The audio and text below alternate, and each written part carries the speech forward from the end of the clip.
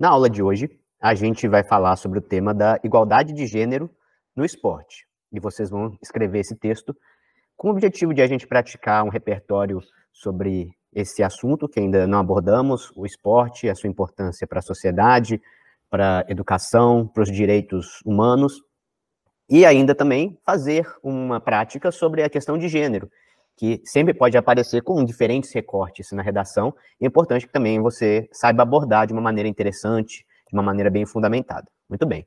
O tema de hoje, o recorte que a gente vai fazer vai ser a importância da igualdade de gênero no esporte brasileiro, certo?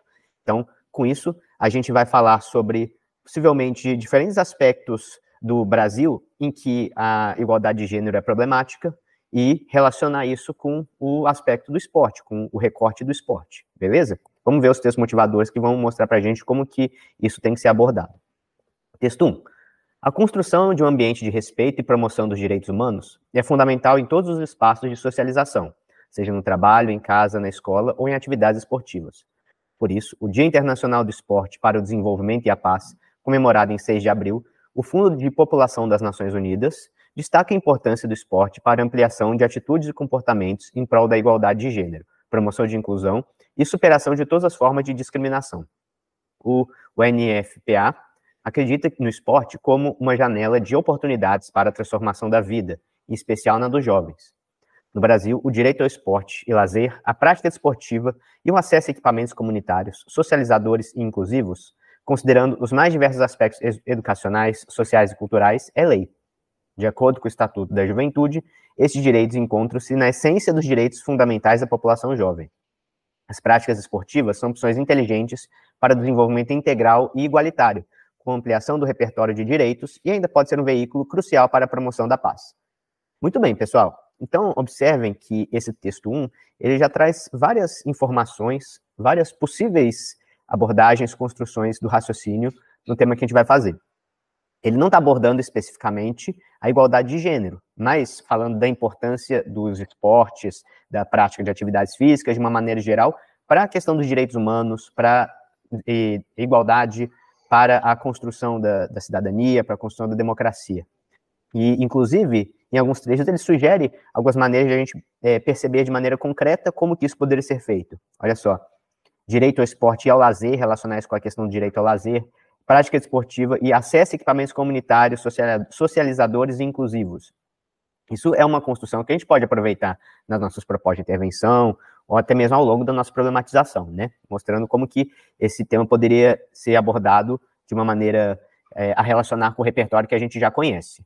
Muito bem, um texto da ONU, e o que torna ainda mais importante a abordagem que está sendo sugerida, assim como no texto 2, que também é um texto da ONU, embora de um outro documento, que mostra que a ONU considera essa questão da prática das atividades físicas, da prática esportiva, como um aspecto a ser realmente discutido pela sociedade, a ser promovido como parte de uma agenda dos direitos humanos. Se você ainda não tinha pensado numa relação entre esporte e direitos humanos, esse tema está trazendo esse repertório para você, né? Vamos ver o texto 2. Ações das Nações Unidas no Brasil em prol do esporte. A Organização das Nações Unidas sempre considerou o esporte uma importante ferramenta para lidar com questões de desenvolvimento. A ONU vem trabalhando com o governo federal, os estados, os municípios, o setor privado, a academia, organizações da sociedade civil, clubes esportivos e atletas para estimular políticas que promovam, entre outros fatores, o direito ao esporte e a prática esportiva.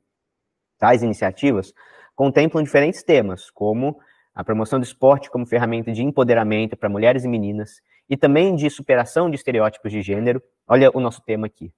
Apoio e fortalecimento de organizações que trabalham com o esporte no país, com foco nas crianças e nos adolescentes, assim como na integração de pessoas com deficiência física nas aulas de educação física, desenvolvimento de pesquisas, indicadores nacionais e locais para promover o esporte como uma parte integral das políticas públicas e advocacy com relação ao esporte, como, por exemplo, continuidade e aperfeiçoamento da lei de incentivo ao esporte, ações antidopagem e compromissos para a promoção do trabalho decente nos grandes eventos esportivos, com a melhoria das condições de trabalho, a prevenção e eliminação do trabalho infantil e da exploração sexual comercial de crianças e adolescentes, esporte e turismo sustentável e o consumo consciente de produtos esportivos. Muito bem, esse texto ainda acrescenta ao anterior vários aspectos em que os esportes são importantes para os direitos humanos e, por isso, algo que a ONU tem que abordar.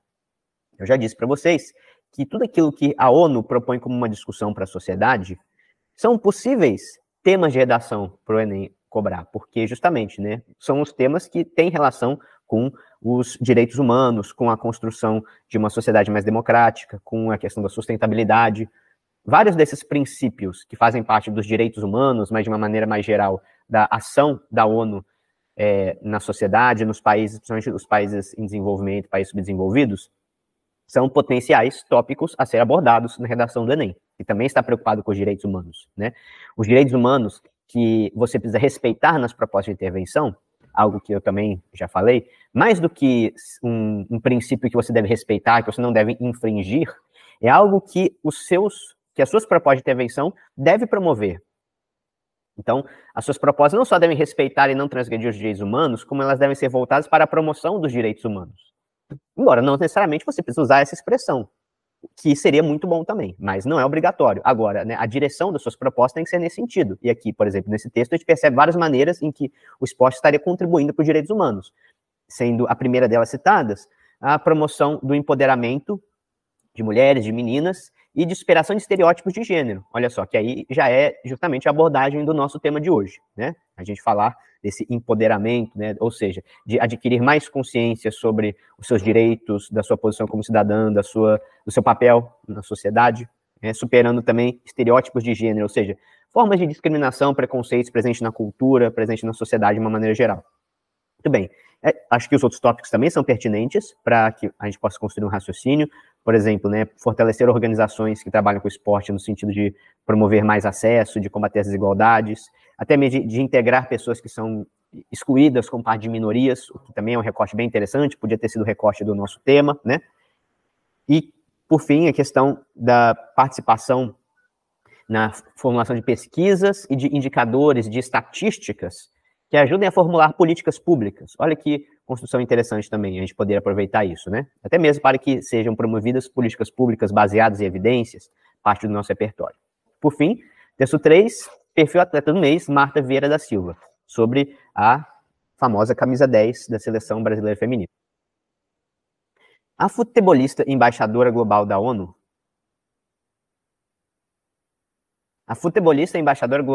Mulheres, Marta, é um modelo de referência para mulheres e meninas no esporte e na vida. Detentora de recordes entre homens e mulheres, ela luta seriamente pela igualdade de gênero dentro e fora do campo. Brasileira, nordestina do interior do estado do Alagoas, criada em uma família pobre pela mãe e sem a presença do pai, realidade de 11,6 milhões de lares brasileiros, ela enfrentou e enfrenta diversos preconceitos pelo simples fato de ser mulher.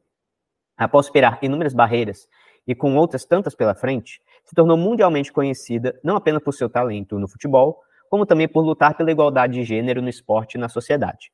Marta é um exemplo de superação de uma série de obstáculos que parcela expressiva das mulheres brasileiras se depara no caminho dos seus sonhos. A maneira como esses obstáculos foram removidos por Marta é não somente fonte de inspiração para meninas e mulheres no esporte, mas fonte de inspiração e ação para que todas as pessoas podem colaborar para que meninas e mulheres sigam suas trajetórias, com menos obstáculos para o alcance dos seus sonhos, afirma a representante interina da ONU Mulheres Brasil, Ana Carolina Querino. Texto também da ONU, da Organização ONU Mulheres, voltada para a igualdade de gênero. Tudo bem, pessoal? Esse texto também acho que acrescenta um aspecto que, se a gente ainda não deixou claro, é interessante nesse tema, que seria outra maneira de o esporte contribuir para a construção da igualdade de gênero, no sentido de mostrar exemplos, de dar evidência a essas causas, né? Como a Marta está fazendo nesse caso. Os outros textos falavam do esporte, eu acredito muito no sentido de algo que as meninas deveriam praticar e que com isso, né, participando da atividade esportiva, ganhando destaque, tendo oportunidades, construindo estereótipos de gênero, poderia justamente contribuir para a superação da desigualdade de gênero, do preconceito machista. E aqui também a gente poderia pensar que o esporte pode ajudar dando visibilidade para essas causas, porque a Marta, de que forma que ela contribui para a igualdade de gênero? Né? Claro, incentivando outras meninas a praticar esporte, acharem que são capazes, mas também desconstruindo ela mesma esses repertórios e dando evidência, propagandeando através do seu discurso, através da sua prática também, da sua atividade, dando visibilidade a esse discurso de igualdade de gênero, né? E existe, assim, um grande potencial nesse sentido, porque os grandes atletas, como as jogadoras da Seleção Brasileira Feminina de futebol, outras também que também ganham bastante mídia, visibilidade, como no vôlei, no tênis. Com isso, podem colaborar para que mais pessoas reconheçam a importância da igualdade de gênero. Muitas pessoas vão, né, ter acesso a esse discurso graças à grande mídia que está em torno desses atletas. Aliás, né, o esporte de uma maneira geral. O tema de hoje é a questão da igualdade de gênero, mas quantos, né, princípios importantes, quantas ideias importantes que deveriam ser mais divulgadas na sociedade não poderiam ser fortalecidas pela divulgação, pela propaganda feita por esses atletas com grande, né, reconhecimento midiático, grande poder de comunicação. Se o Neymar tivesse boas ideias e conseguisse ser propagandista de ideias importantes, né, o quanto que isso não poderia atingir muitas pessoas. Ele tem muita mídia, né, mas nem todos, infelizmente, os atletas têm essa consciência, né.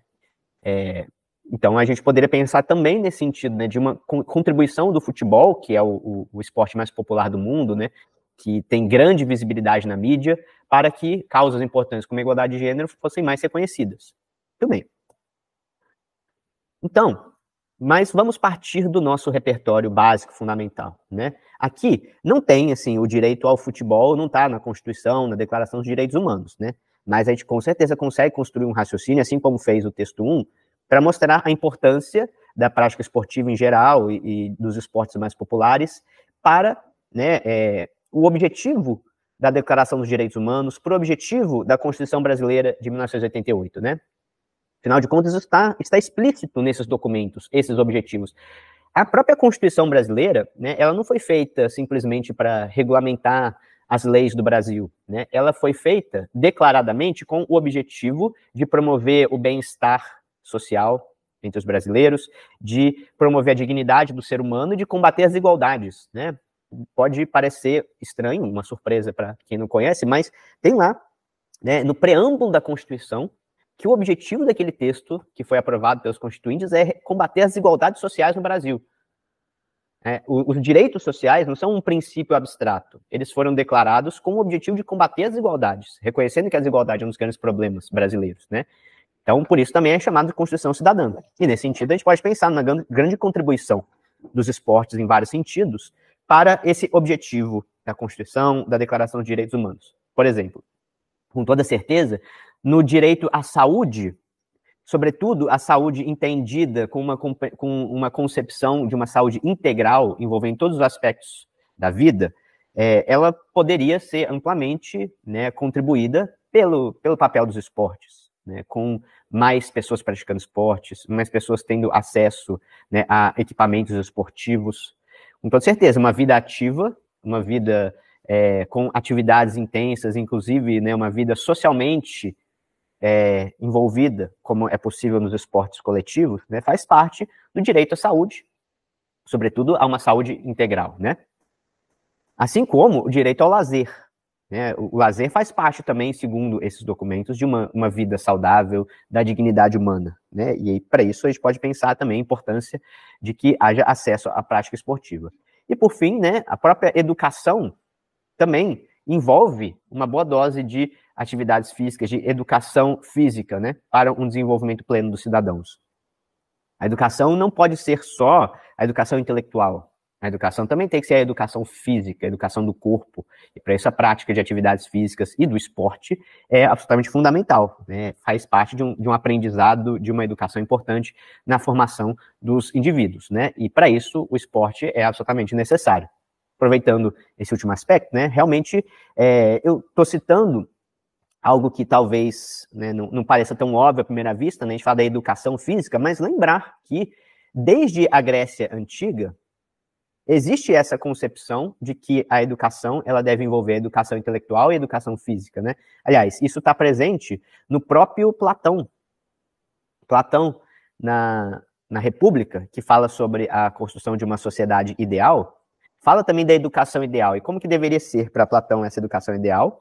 Uma educação que cultive a mente e o corpo, né? O corpo e, inclusive, da maneira como eles falavam, né? Uma educação que cultive o corpo e a alma, né? E para isso era preciso que houvesse realmente, né, uma boa dose de prática esportiva, de atividades de condicionamento físico. Aliás, né, o treinamento físico e competições esportivas eram uma parte fundamental da cultura grega.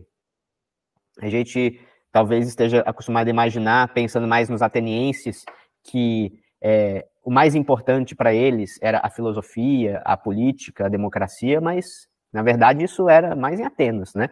E na maior parte da cultura grega, como, por exemplo, Esparta também, a questão da prática esportiva era tão ou mais fundamental do que o desenvolvimento intelectual. Então, olha só, um repertório de história para você usar no parágrafo de introdução, né? Segundo consta na história, as competições esportivas eram absolutamente fundamentais na cultura grega, né? Inclusive, eram tão fundamentais que durante os Jogos Olímpicos, que surgiram naquele momento, as guerras entre as cidades-estado eram interrompidas para que fossem realizados os Jogos Olímpicos, né? Tinha uma trégua olímpica que era admitida para que os atletas, para que o público pudesse viajar em segurança e participar dos eventos, né? Com aquela periodicidade, já que aquilo era considerado assim, né, um momento absolutamente fundamental para a cultura. E, apesar de muitas vezes haver esportes violentos e competitividade, havia também princípios, conceitos que reafirmavam, né, essa relação do esporte com a paz, com o respeito aos princípios esportivos, né, as regras esportivas, assim como também ao cultivo do corpo físico, de um ideal corporal.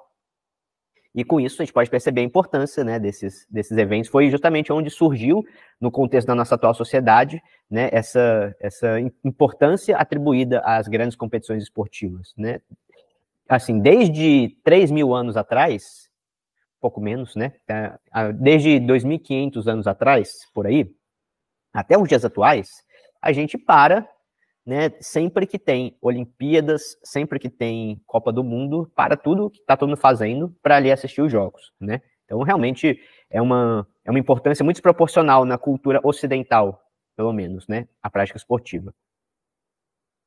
Assim como, então, para a educação, né? Tem uma importância fundamental para a cultura, de uma maneira geral, mas também para a educação, porque a educação física, como apontava Platão, ela é parte fundamental de uma educação integral, né?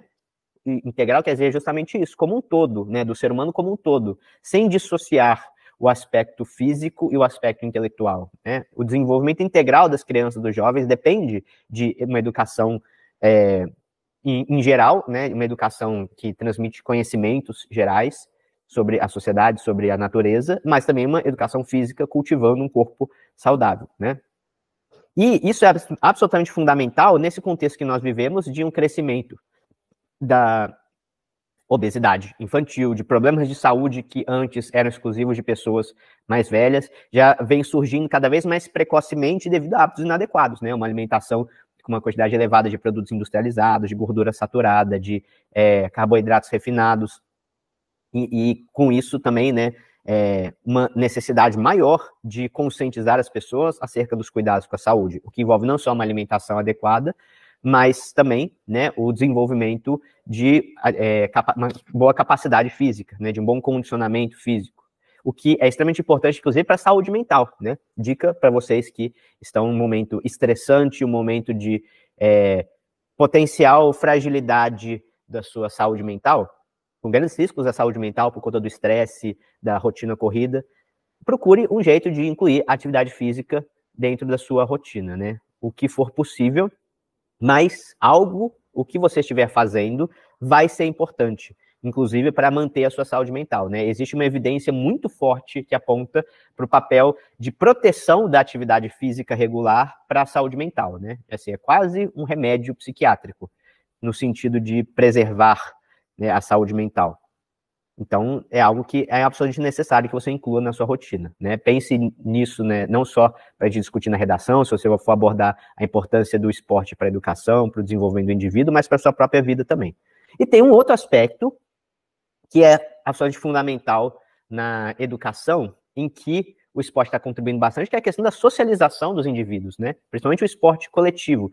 Todo esporte, até mesmo aquele esporte competitivo, individual, eu acho que tem esse potencial, mas os esportes coletivos mais ainda, né? Ajudando na socialização. Esse é um dos papéis da educação física na escola, né? De promover, de incentivar a construção de habilidades sociais, de incentivar a integração do indivíduo no grupo de que ele faz parte, né? que são objetivos da escola. A escola, segundo a pedagogia, tem como uma das suas funções primordiais promover a socialização dos indivíduos. É uma instituição voltada para a socialização do indivíduo, né? Então, para isso, é fundamental que haja atividades como, por exemplo, os esportes coletivos, beleza? Isso tudo para reforçar a importância do esporte na educação. Possível, na verdade, não se restringe a esse tema, né? Mas é uma discussão que, em diferentes aspectos que forem cobrados da educação, você poderia citar. E, por fim, um último detalhe da relação entre esporte e educação, aproveitando esse tema para falar, é que não só o esporte é importante para a educação infantil, a educação básica, para a socialização do indivíduo, para, né, uma saúde integral, para uma educação integral, mas o esporte ainda é importante para a prova do Enem. Não sei se vocês já perceberam isso, mas tem questão de educação física na prova do Enem. Onde que tem? Na prova de linguagens. Entre os conteúdos que estão sendo cobrados pela prova de linguagens, segundo o próprio manual do Enem, o manual do candidato, né, o edital, ele fala sobre isso, né, os conhecimentos que estão associados a cada uma das provas.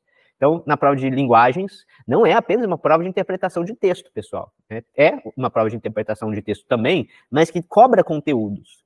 Um deles, por exemplo, né, que não é evidente, que eu já vinha falando nas últimas aulas de linguagens, tecnologias de informação e comunicação, está lá, nessa matriz de conhecimentos, né? Ou seja, vai ter questões, com certeza, com interpretação de texto, mas que vão cobrar tecnologia de informação e comunicação. Assim como tem todo ano, tem pelo menos umas 3 ou 4 questões cobrando educação física. Olha só como que tá. Estudo das práticas corporais, a linguagem corporal como integradora social e formadora de identidade. Performance corporal, identidade juvenis, possibilidades de vivência crítica e emancipada do lazer, mitos e verdades sobre os corpos masculinos e femininos na sociedade atual, exercício físico e saúde, o corpo e a expressão artística e cultural, o corpo no mundo dos símbolos e como produção da cultura, práticas corporais e autonomia, condicionamento e esforços físicos, o esporte, a dança, as lutas, jogos, brincadeiras. Então, assim, isso aqui vai ser cobrado na prova, né? Todo ano é cobrado. Talvez você não tenha percebido porque passou como uma questão de interpretação de texto a mais, como outra qualquer, né? Mas eles estão dizendo que esses tipos de questões vão ser cobradas na interpretação de texto. Quase sempre essas questões desse assunto são textos de artigos acadêmicos, de dissertação de mestrado, dissertação de doutorado, né? Textos acadêmicos propriamente ditos, abordando a educação física e relacionando com esses conceitos. Aí a interpretação de texto cobra justamente esses conceitos, tá?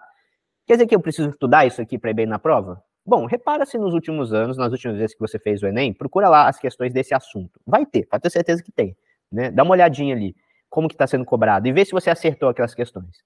Tem umas que não são tão fáceis assim, principalmente pela linguagem, né? Porque são textos acadêmicos, com conceitos específicos dessa área. Não é tão fácil assim. Quem sabe você dá uma pesquisada nesse material no YouTube, eu já vi que tem gente falando sobre isso, né, principalmente da área de educação física. Procura educação física e esses temas aqui, né, e quem sabe até correção de questões do Enem, para você ver como que isso está sendo cobrado, né. A gente pode falar, hoje mesmo estamos falando disso, né, para você, né, perceber como isso é importante. Ao longo de alguns temas diferentes, eu vou falar ainda sobre isso, sobre esses aspectos, tá? Mas, assim, não ignore a existência disso na prova, né? Vai ficar bem mais fácil resolver essas questões de interpretação de texto se você encara elas com algum conhecimento prévio e não apenas com meras questões de interpretação de texto. Muito bem. Então, isso se refere ao esporte de uma maneira geral, que poderia ser cobrado na prova de diferentes maneiras, né? Agora, eu acho que a gente também pode aproveitar para entrar na questão da igualdade de gênero, né? Que foi uma das grandes questões levantadas pela ONU que justifica pensar o papel do esporte na sociedade, né? Aí, um dos textos da ONU que eu pesquisei para fazer essa aula, trazia diretamente essa questão, né, ao sugerir um programa da ONU Mulheres, usando o esporte para empoderar meninas e também jovens negras, né? As meninas em geral, mas também com a questão de raça envolvida. O programa Uma Vitória Leva a Outra, da ONU Mulheres e do Comitê Olímpico Internacional, incentiva por meio do esporte meninas e jovens negras a se sentir confiantes para romper com violências de gênero e raça. Além de práticas esportivas, o projeto promove rodas de conversas sobre autonomia, liderança, autoestima, educação financeira, saúde e direitos sexuais e reprodutivos, violência contra meninas e mulheres, raça e etnia, entre outros. Outro objetivo do programa é visibilizar atletas negras de destaque que podem ser referência para essas meninas. Muito bem, pessoal, olha só como que a ONU constrói um raciocínio, como que a ONU defende uma certa concepção relacionada aos direitos humanos, à democracia, à igualdade, a partir da questão esportiva, né? O esporte, por um lado, também como um gancho para discutir mais questões que afetam a vida dessas meninas, que chegam né, nessas entidades, chegam a perceber, a buscar o seu empoderamento através da questão do esporte, mas isso envolve muito mais do que o esporte, né? É a sua autoconfiança, né? É a sua autonomia sobre si mesmas, né? Desenvolver o senso de liderança, promover uma nova percepção sobre o seu papel na sociedade, sobre a sua saúde, sobre a sua educação financeira. E com isso, né, o esporte acaba sendo uma porta de entrada para acessar mais direitos fundamentais, né, que acaba com isso, de uma maneira geral, empoderando essas meninas, tornando elas mais capazes de cuidar de si mesmas e das suas comunidades, né? Então, o esporte realmente tem um grande potencial para isso. Muito bem. No entanto, porém, contudo, não obstante, no Brasil, a gente poderia falar sobre uma série de obstáculos para que a igualdade de gênero seja atingida, né? E aí é a nossa parte da problematização. Eu falei até agora do esporte como algo importante, fundamental, que deve ser promovido, que deve ser incentivado, que deve ser mais acessado, mais pessoas tenham acesso em diferentes setores da sociedade. Faltou uma problematização, né? Que, na verdade, tem que estar presente desde lá do começo, da introdução, mas que a gente poderia, nesse tema, relacionar com a desigualdade de gênero. O problema a ser abordado, né, que a gente vai criticar com o nosso raciocínio e que atrapalha essa questão do esporte, né, é a questão da desigualdade. Embora você possa ficar um texto inteiro apenas defendendo um ponto de vista, falando é fundamental isso é bastante necessário, isso é urgente, isso deve ser construído, isso deve ser promovido. Beleza, você está se posicionando, perfeito. Mas é difícil sustentar esse raciocínio até o final sem fazer pelo menos um parágrafo de problematização, ou seja, de crítica, falando, no entanto, porém, contudo, na prática existem esses problemas que dificultam que uma verdadeira cidadania seja construída, que, né, seja efetivada essa igualdade de gênero, para que todos tenham acesso a esses benefícios. No Brasil, existe um grande número de obstáculos nesse sentido para efetivar a desigualdade de gênero. Entre eles, atenção, pessoal, porque isso aqui é para ser discutido também não só nesse tema. Isso aqui são tópicos para você falar da questão da desigualdade de gênero, que pode muitos temas ser necessário abordar, né? Olha só, né? Talvez o grande repertório que eu acho interessante de falar, aliás, dois principais repertórios, né? A cultura patriarcal própria da sociedade brasileira, construída historicamente em uma sociedade patriarcal, herança do Brasil colonial, né? Como analisa, por exemplo, Gilberto Freire.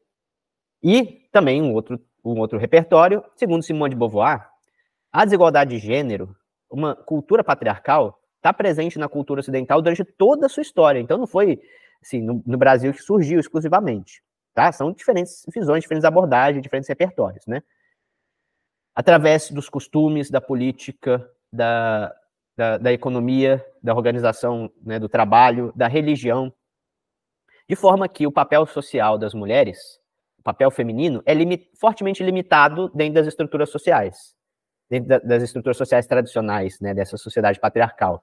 De maneira que a mulher acaba restrita ao ambiente doméstico, se torna uma cuidadora do lar e da família exclusivamente, e não tem condições, não tem direito de participar efetivamente do espaço público. Não estou falando de sair na rua, simplesmente, mas de desempenhar atividades, funções que são coletivas, né, participar da política, da produção artística, de profissões reconhecidas e valorizadas, né?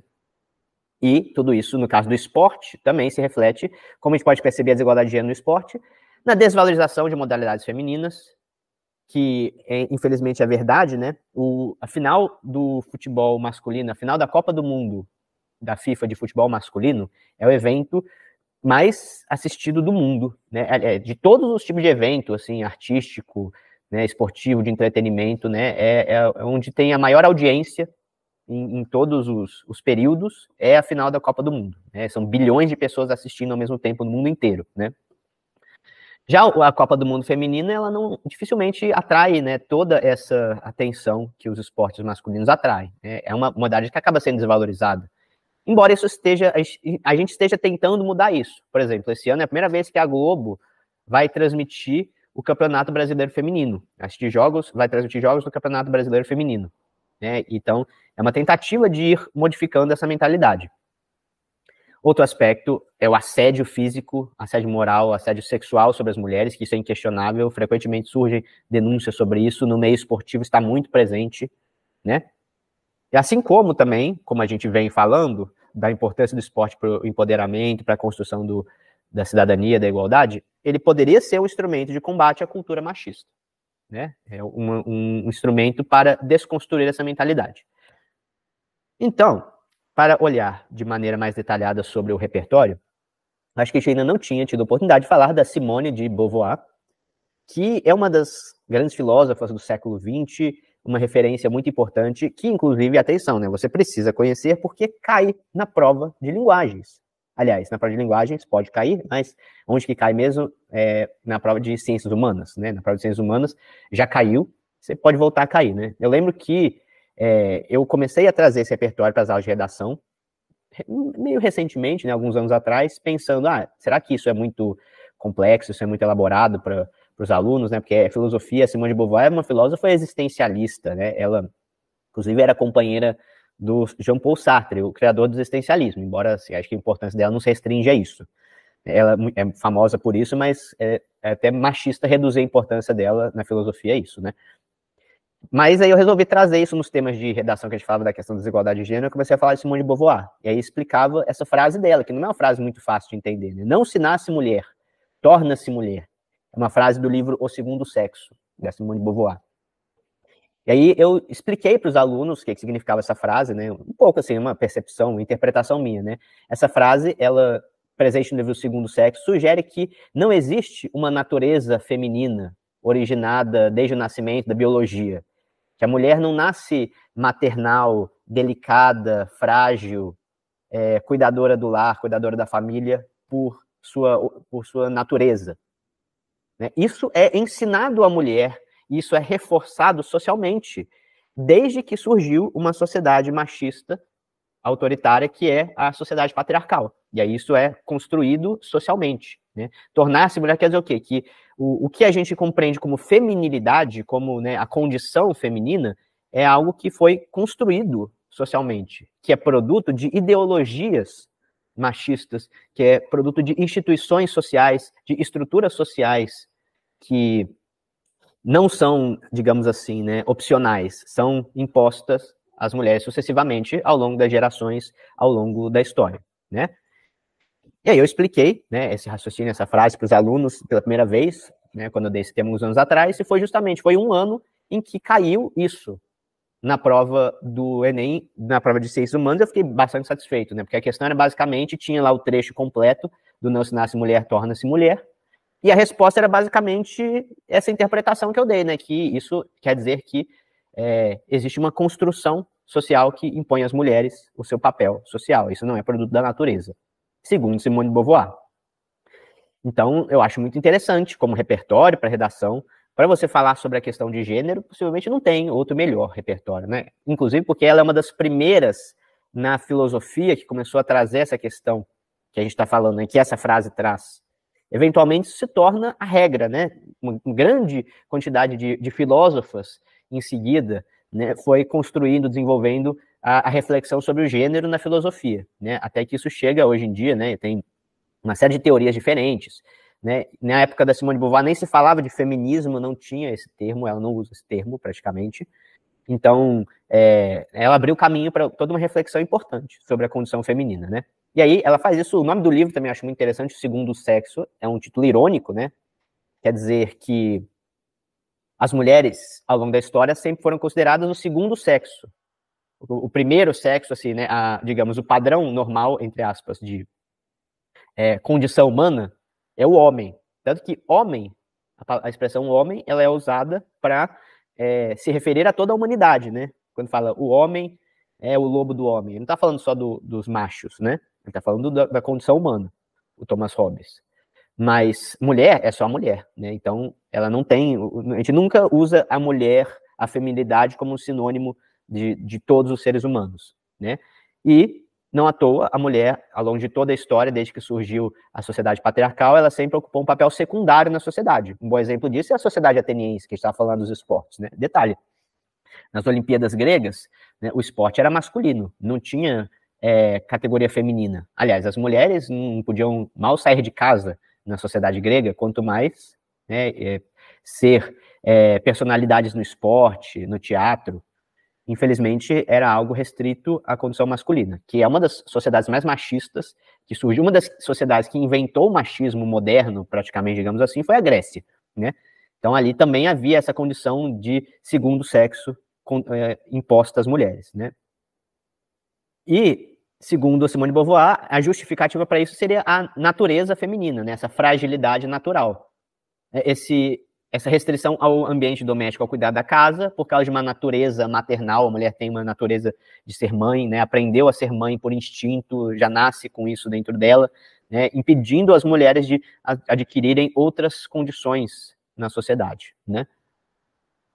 E aí, afirmar que isso é resultado de uma construção social também traz a ideia de que é possível, de que é preciso modificar essa cultura machista, né? Essa mentalidade, essa ideologia que condena as mulheres a não usufruindo da sua liberdade, da sua autonomia, né? Então, essa é a reflexão da Simone de Beauvoir.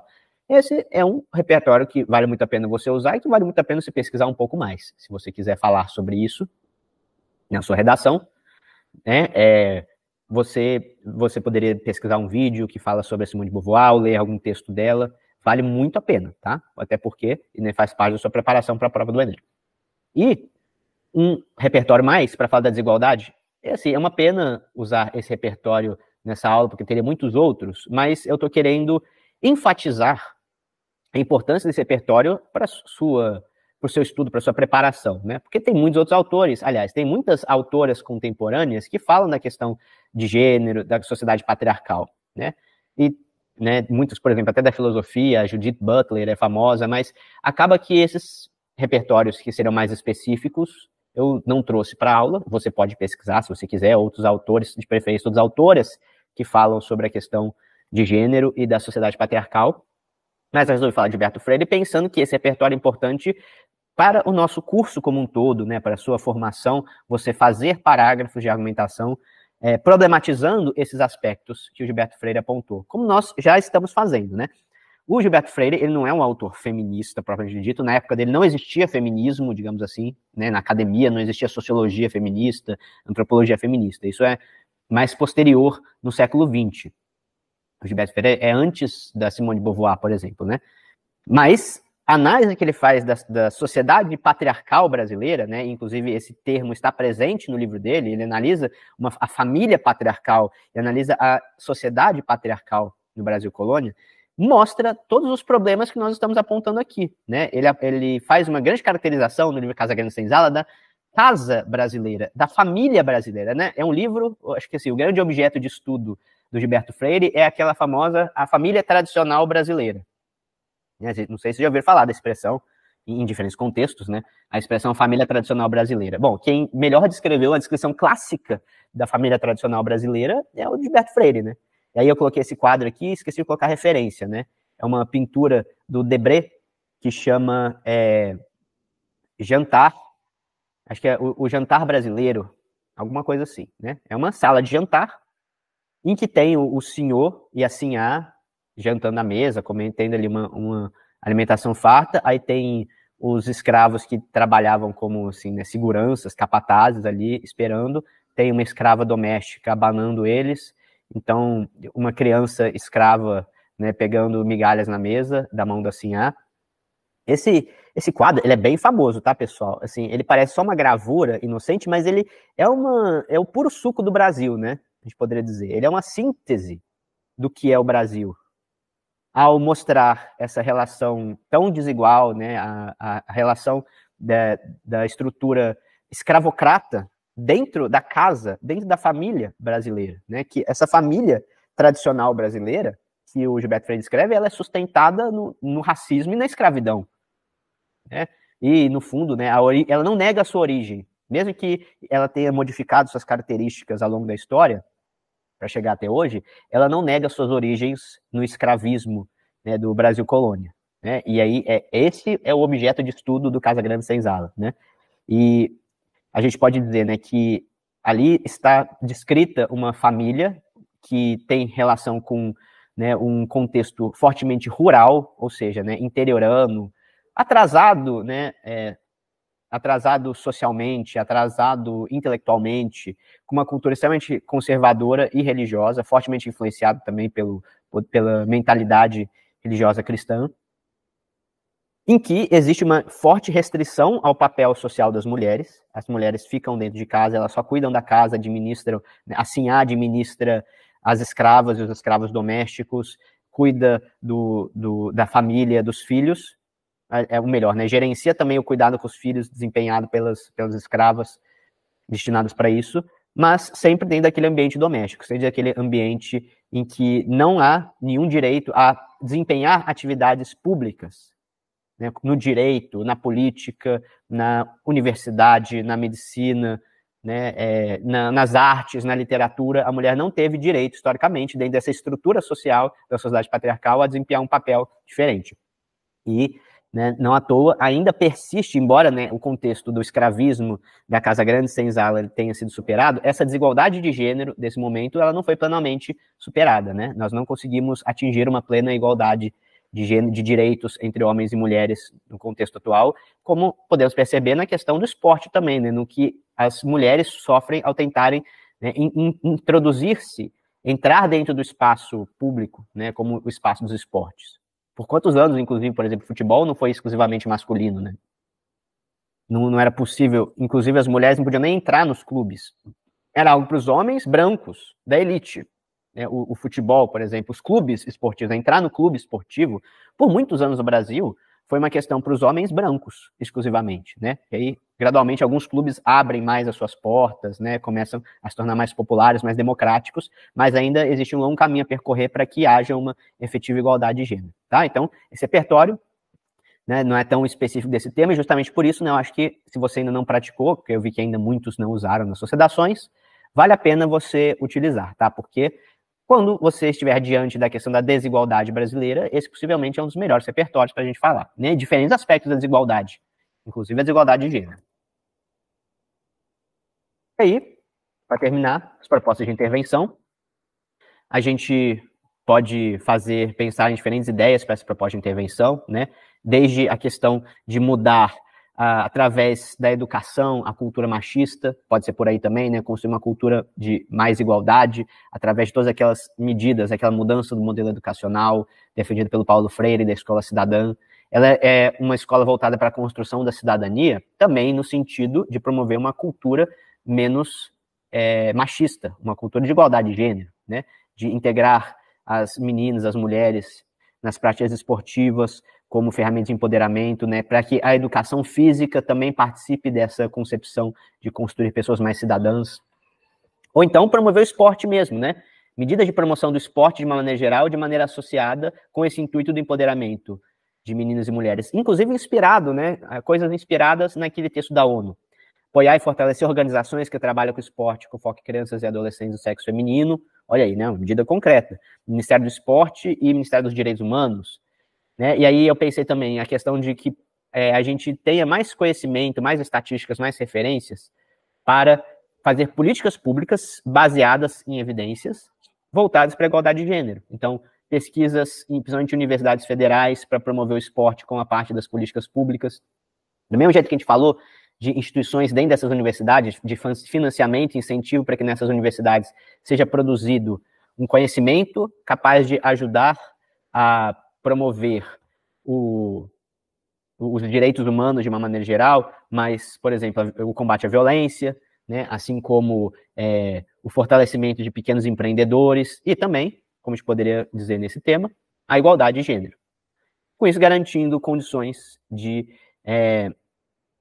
garantir a jovens do Brasil seu desenvolvimento como cidadãs, o desenvolvimento do seu potencial pessoal, não estamos falando só do potencial social, né, das mulheres, mas de cada menina ter o seu potencial aproveitado para que elas recebam condições de empoderamento, condições de superar as desigualdades estruturais, porque a gente sabe que o esporte, inclusive, ele, embora seja algo difícil para uma minoria, mas ele promete né, a possibilidade de superar a pobreza e desigualdades estruturais, né?